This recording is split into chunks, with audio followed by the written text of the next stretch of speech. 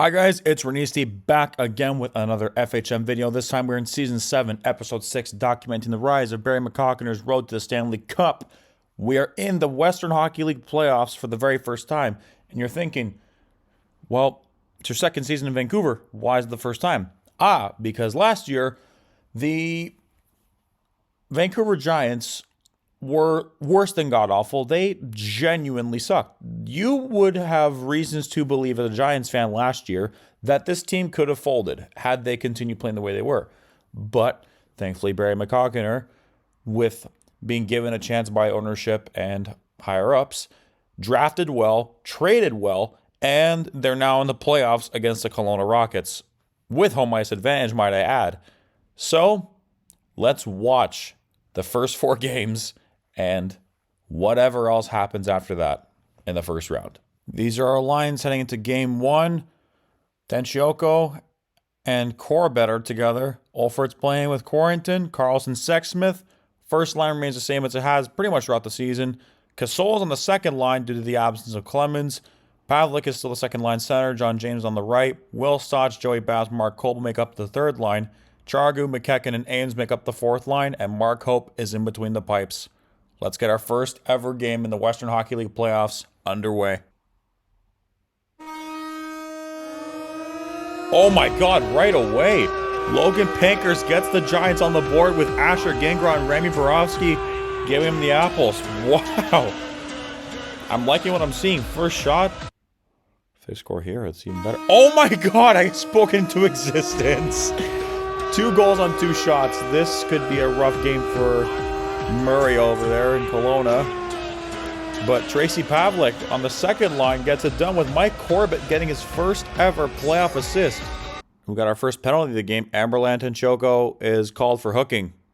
The Kelowna Rockets are on their first power play of the night. And just like that, Mark Hope's shutout hopes, pun not intended, are squashed by, what a name by the way, Cash Arcand Vandal with assists from Martin Bennett and Tyler Johnston. Kelowna cuts the lead in half. And they're right back in this hockey game.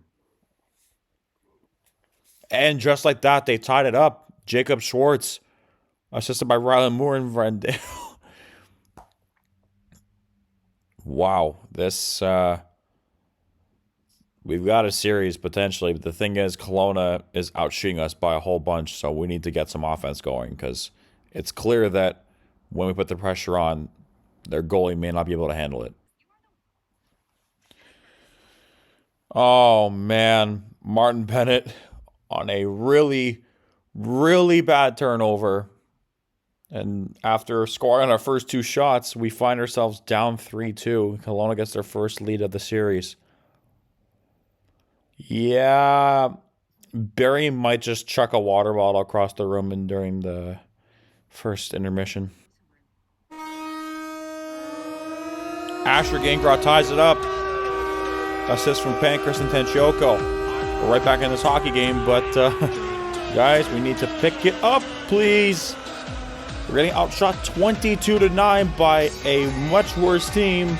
All right, Keelan O'Connor gets an unsportsmanlike penalty, and we get our first power play of the playoffs. Let's go. Will Stotts gets his first ever goal in the playoffs. Let's go. Kelowna goes back on the PK, courtesy of Marco Bromley.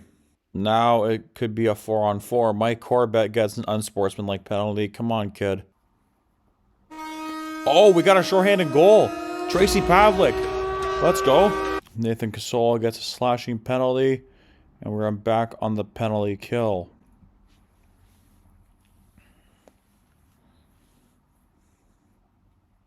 And they have made it a 1-goal game. Rylan Moore gets the 4th for Kelowna.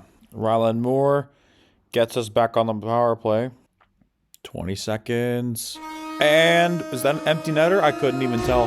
But we take game 1. Asher Gingras gets the second of the playoffs. Borowski and Pankhurst again. Good night from the first line.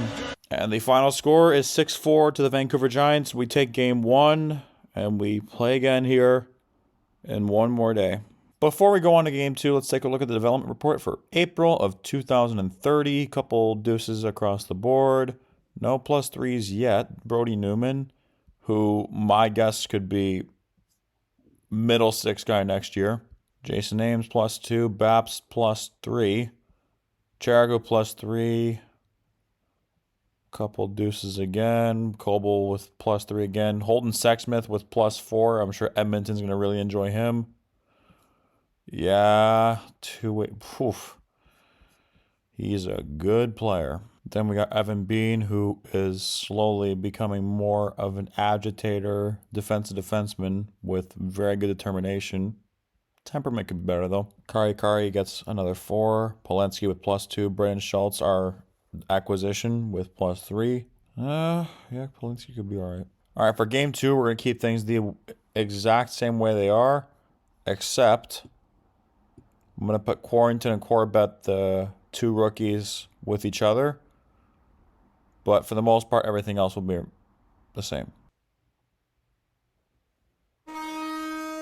And we get our first goal of the game. Amberlin Tenchoko puts us up 1-0. And the shot totals are very different from how yesterday's game went, or the day before, sorry. You get the idea. And we have a tie game. Martin Bennett. Damn it, man.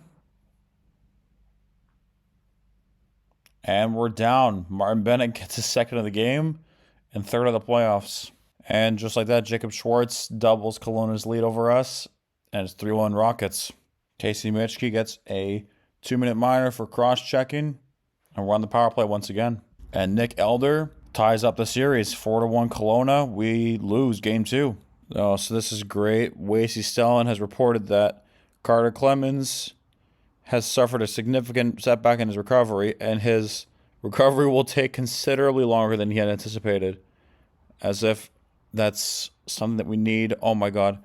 Another month or 2. All right, so the clique had grown larger, and I just convinced, or rather, I had Ryder Dunn convince Corey Ezerhoff to leave the clique alone.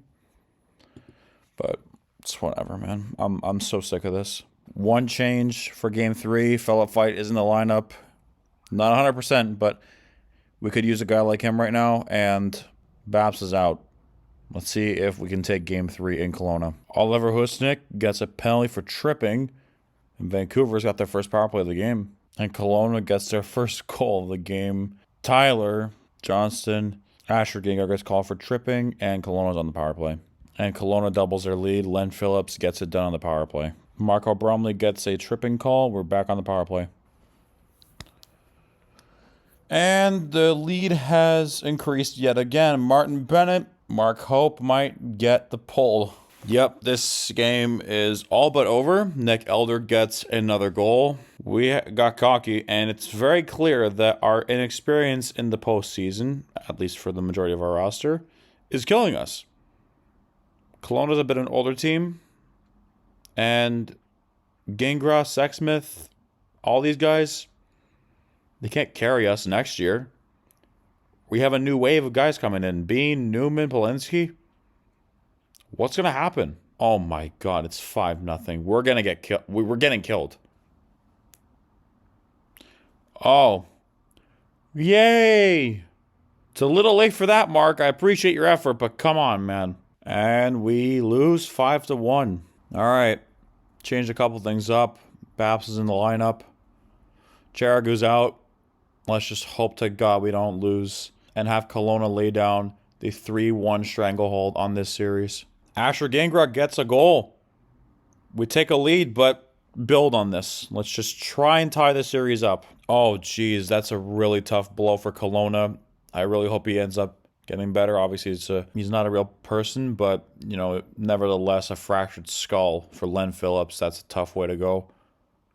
Best of luck, bud. A 2-minute holding penalty for Holden Sexsmith. Ironic. And Seth Garofalo ties it up just about halfway into the second period. And Remy Borowski gets us up 2-1. Let's go. Nick Elder ties it up. And we blew it. Guys, I thought we blew it. Asher, don't give me false hope here, bud, please. Will Stotts Gets a 5-minute major for fighting. And it looks like we're going to overtime for game 4.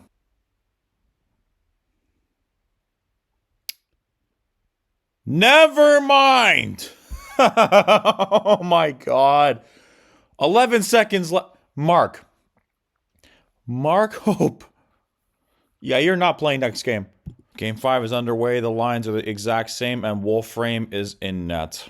Mark Coble gets called for slashing not even 3 minutes into the game. And Cash, Arcand, Vandal. Yep, we're going to get the gentleman's sweep here. I have no hope. Not that I thought we would make a deep run, but come on. Remy Borowski ties it. Please, man. We're down 3-1. Play your goddamn hearts out. And we're down 2-1. And Martin Bennett is continuing to be the Vancouver Giants slayer. Jacob Schwartz just twisting the knife, you know, OG Yokohama Grits, Kalamazoo Wing style. You guys remember. Seth Garofalo, the guy who shattered Giants fans' hearts in Game 4 with 11 seconds left. Yep. We're out. And just like that, we are upset in 5 games in the first round by the Kelowna Rockets. Oh, if only Steve Dangle was a fan of the Vancouver Giants, I would love to see his reaction to something like this. And I'm not saying that I enjoy his misery, I just enjoy the way he expresses it. And John James has been involved in an off-ice incident as if things could not get any worse. Oh, thank God a bunch of these guys are leaving. I think our locker room, yup, it's legitimate cancer. After just a frankly underwhelming first series ever in the playoffs, I thought, like, you know, Coach of the Year nominee, GM of the Year nominee, Barry has clearly built the team correctly. And they finished 8th. It's not like he was a top 3 team and, you know, by default, that's who should probably get the nod. No. He got nominated for both, and he was 8th place in the whole league. I have never seen that in FHM. Ever. So clearly he did something right. But why did the series end the way that it did? Why? I mean, we're 4th in our own conference. Kelowna's 7th. Actually, let's check on the playoffs real quick.